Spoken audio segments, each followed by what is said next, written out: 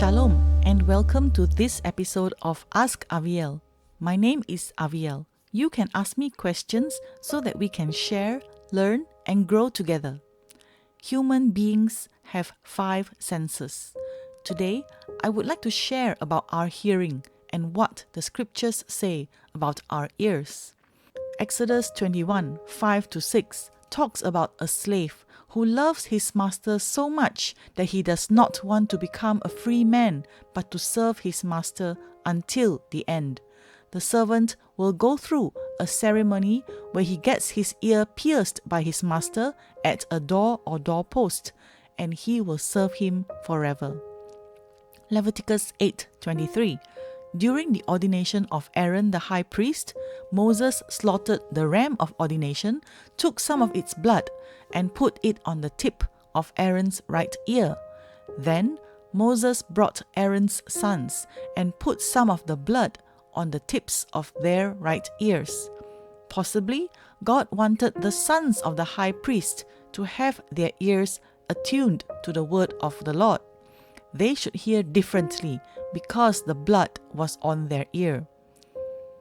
In Leviticus 14, part of the cleansing ceremony of one who had leprosy would be to have some of the blood of a lamb for guilt offering dabbed on the tip of his right ear by the Kohen or priest.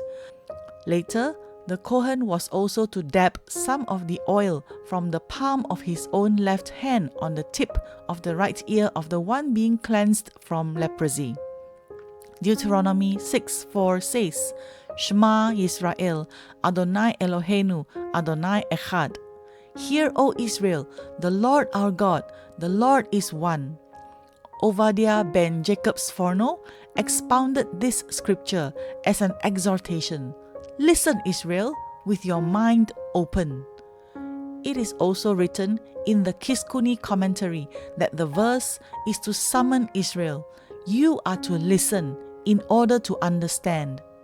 In the Psalms, there are references to God as sometimes being deaf when David HaMelech, David the king, did not seem to sense God's presence during times of prayer. Here is one example. Psalm 28:1. To you, Adonai, I call, my rock, do not be deaf to me. And sometimes, when David HaMelech felt a certain closeness to God's presence, he would write, as in Psalm 40 verse 7, my ears you have opened. In Isaiah 55:3, God asks everyone who is thirsty to incline their ear and come to Him. Listen so that your soul may live.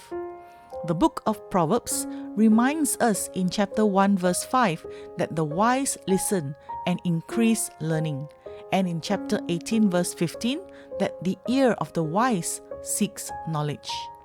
In Mark 7:35, Yeshua healed a man who was deaf and opened his ear.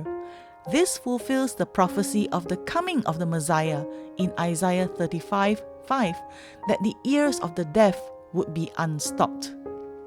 In John 18:10, Simon Peter, or Shimon Kepha, who had a sword, drew it and struck the servant of the Kohen Gadol or high priest and cut off his right ear.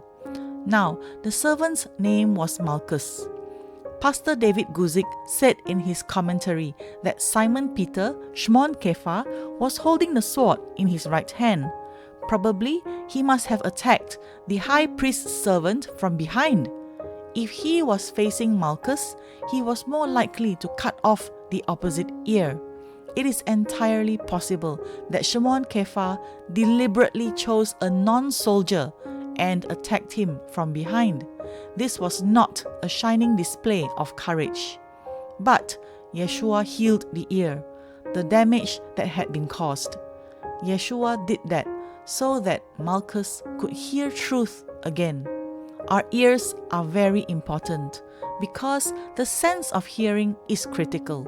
In Matthew 11:15, the word tells us, He who has ears, let him hear.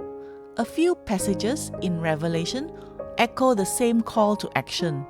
He who has an ear, let him hear what the Ruach is saying. Thank you for joining me. I pray that this message inspires and challenges you. God bless you and your family. Shalom.